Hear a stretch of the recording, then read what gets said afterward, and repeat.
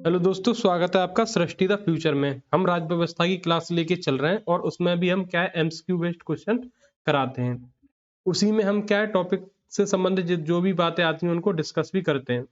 तो आइए शुरुआत करते हैं पहले क्वेश्चन के साथ। इससे पहले हम बता दें, हम भाग 3 पढ़ा रहे हैं। भाग 3 में हमने स्वतंत्रता के अधिकार में आर्टिकल 19 कवर कर लिया है। अब इसमें हम क्या है 20, 21 और 22 कवर करेंगे आज के टॉपिक में।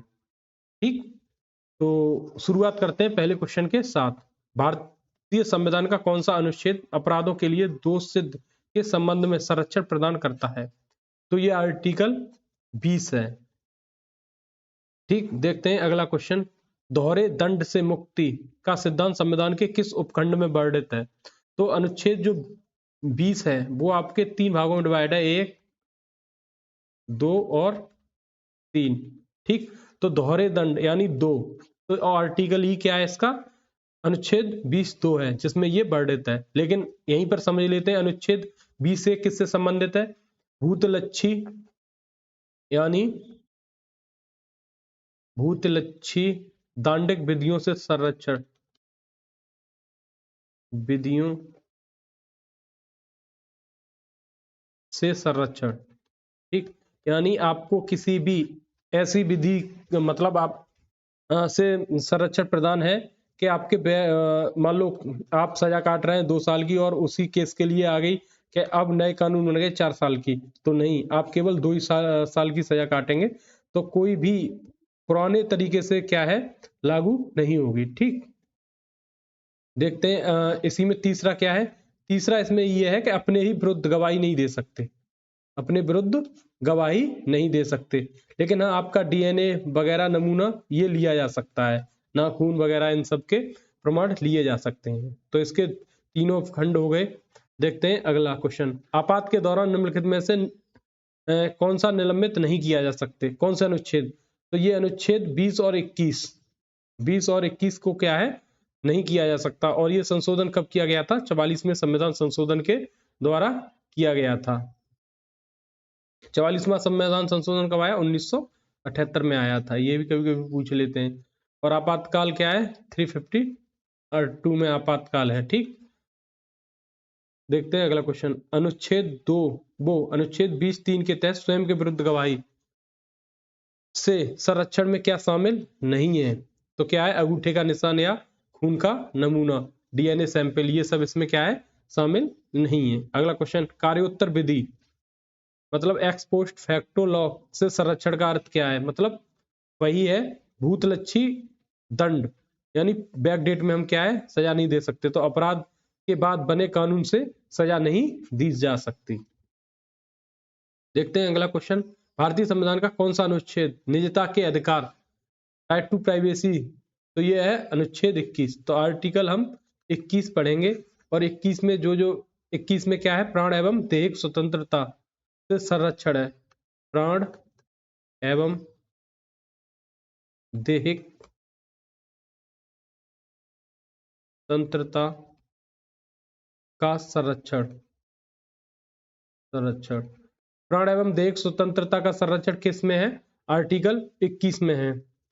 और ये क्या है? इसकी जो भाषा है वो है किसी व्यक्ति, इसकी भाषा बहुत ही इंपॉर्टेंट है, किसी व्यक्ति को उसके प्राण एवं दैहिक स्वतंत्रता से विधि द्वारा स्थापित प्रक्रिया, प्राण एवं दैहिक स्वतंत्रता से विधि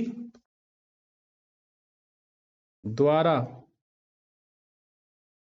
स्थापित, विधि द्वारा स्थापित प्रक्रिया के अनुसार ही वंचित किया जा सकता है, ही वंचित किया जा सकता है।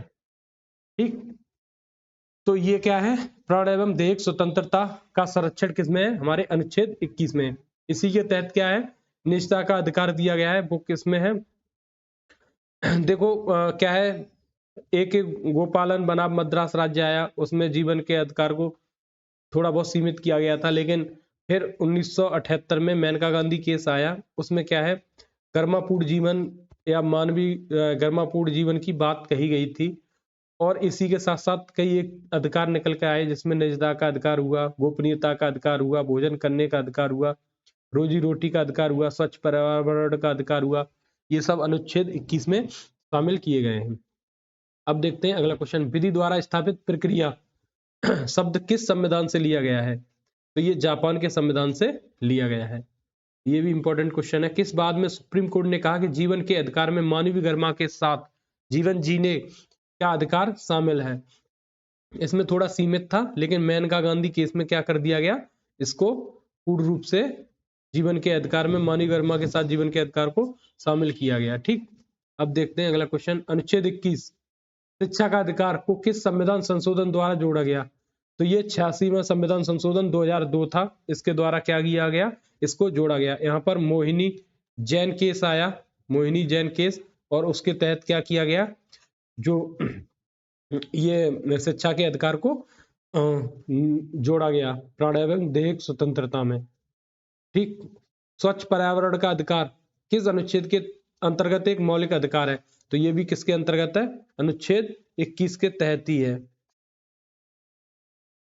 देखते हैं अगला क्वेश्चन, भारतीय संविधान का कौन सा अनुच्छेद निजता के अधिकार को मौलिक अधिकार बनाता है? तो ये क्या है, अनुच्छेद 21 है, लेकिन केस कौन सा था, ये पुट्टास्वामी केस 2017 था। इसके बाद ये निजता के अधिकार की बात सामने आई। देखते हैं अगला क्वेश्चन, किस मामले में सुप्रीम कोर्ट ने विदेश जाने के अधिकार को अनुच्छेद 21 का हिस्सा माना? तो ये मेनका गांधी केस था 1978 में। इनकी मतलब सास जो इंदिरा गांधी थी, वो इन्हें क्या है, विदेश नहीं जाने दे रही थी, तो ये सुप्रीम कोर्ट चली गई और कहा कि मेरे जीवन जीने के अधिकार वाला मौलिक अधिकार क्या हो रहा है, उसका हनन हो रहा है और मेरी निजता का अधिकार का उल्लंघन हो रहा है। तो उसी क्रम में क्या है, सुप्रीम कोर्ट का ऑर्डर आया। तो ये मेनका गांधी केस है 1978, ये एक मील का पत्थर साबित हुआ ये केस। देखते हैं अगला क्वेश्चन, अनुच्छेद 21 से शिक्षा के अधिकार को किस वर्ष संविधान में जोड़ा गया? तो 2002 में जोड़ा गया, 86वां संविधान संशोधन हुआ। आपातकाल के दौरान राष्ट्रपति किस अनुच्छेद को निलंबित नहीं कर सकते? 20 और 21 को नहीं कर सकते, ये पीछे भी हो गया क्वेश्चन। ये भी हो हाँ, इसमें क्या है, एक और बढ़ के है, स्वच्छ पर्यावरण का अधिकार, ये तो पहले हो चुका है। और निःशुल्क कानूनी सहायता किस अनुच्छेद के व्यापक दायरे हैं? तो ये जो है वो है आपके अनुच्छेद 21 के। जीवन का अर्थ क्या है? अनुच्छेद 21 के तहत जीवन का अर्थ है क्या है, मानवीय गरिमा के साथ जीवन। देखते हैं अगला क्वेश्चन, किसी मतलब किसी गिरफ्तार व्यक्ति को कितने समय के भीतर मजिस्ट्रेट के समक्ष पेश करना होता है? तो ये 24 घंटे के समक्ष क्या करना होता है, पेश करना होता है। ठीक है, उसके बाद निवारक निरोध के तहत किसी व्यक्ति को बिना सलाहकार बोर्ड की राय के अधिकतम कितनी अवधि तक हिरासत में रखा जा सकता है? तो ये 3 महीने तक रखा जा सकता है। अनुच्छेद 22 के तहत मिलने वाले अधिकार किन व्यक्तियों को प्राप्त नहीं है? सत्र देश के नागरिकों को प्राप्त नहीं है, भारतीयों को तो प्राप्त है। ठीक, देखते हैं अगला क्वेश्चन, संविधान का कौन सा अनुच्छेद गिरफ्तार व्यक्ति को अपनी पसंद के वकील से परामर्श करने का अधिकार देता है? तो यह है अनुच्छेद 22। भारतीय संविधान ठीक है, ये थे आज के कुछ क्वेश्चन। तो अनुच्छेद 22 में क्या है, कुछ चीजें हैं उन्हें हम समझ लेते हैं। जैसे अगर मान लो ये आर्टिकल 22A है,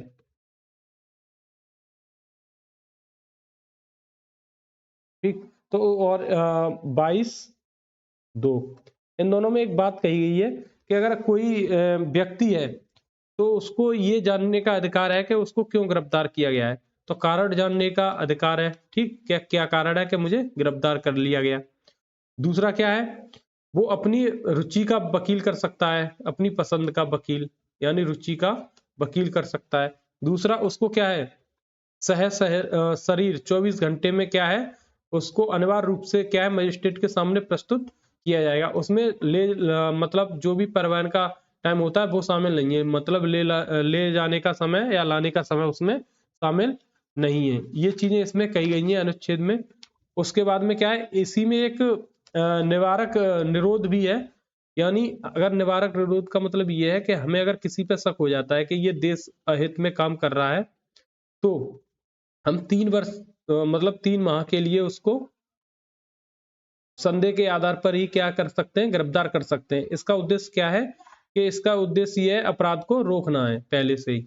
ठीक, तो ये है 20वां 22वां। तो इस तरीके से ये थे कुछ क्वेश्चन। अगर क्लास पसंद आई हो तो लाइक करें, सब्सक्राइब करें। धन्यवाद।